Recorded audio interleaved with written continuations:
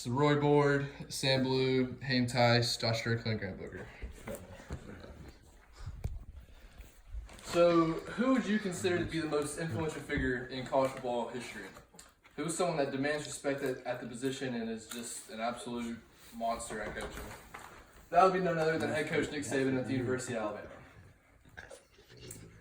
Nick Saban was born in Fairmont, West Virginia on October 31st, 1951. In high school, he was a quarterback, and he was originally committed to play at the Naval Academy.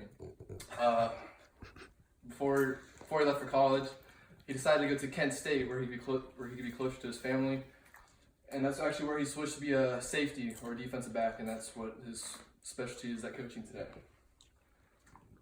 So after he graduated from Kent State, his first goal was to go into automotive sales.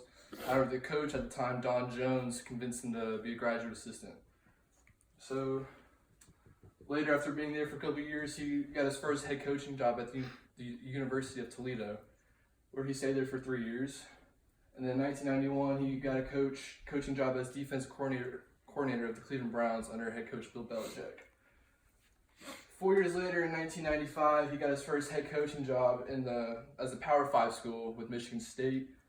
He went 9-2 one of his years, and that was the best year he had there. And then 5 years later, he went to Louisiana State University, which is in the SEC. He won his first BCS National Championship game in 2003 to 2004 season against the University of Oklahoma. After 5 seasons there, he went back to the league to coach the Miami Dolphins for 2 years. However, he came back because he had a feud with the front office because he wanted to draft quarterback Drew Brees, but the general manager wanted to go in a different direction. So, if you don't know, Drew Brees is a Hall of Fame quarterback, or he's going to be a first-ballot Hall of Fame quarterback. So you can imagine Nick Saban's frustration when they decided to go with a different player. So 2 years later, he got the head coaching job at the University of Alabama. He has been there since 2008. He won his second national championship in 2009 against the University of Texas. Since then, he has won 4 national championships against Notre Dame, Georgia, Clemson twice, and his former school, LSU. He is married to his wife, Terry Saban. They got married in 1971, and they have 2 kids, 1 son and 1 daughter. So his legacy composes of 6 total national championships, 5 at the University of Alabama, which is 1 shy of the Hall of Fame coach, Paul Bear Bryant.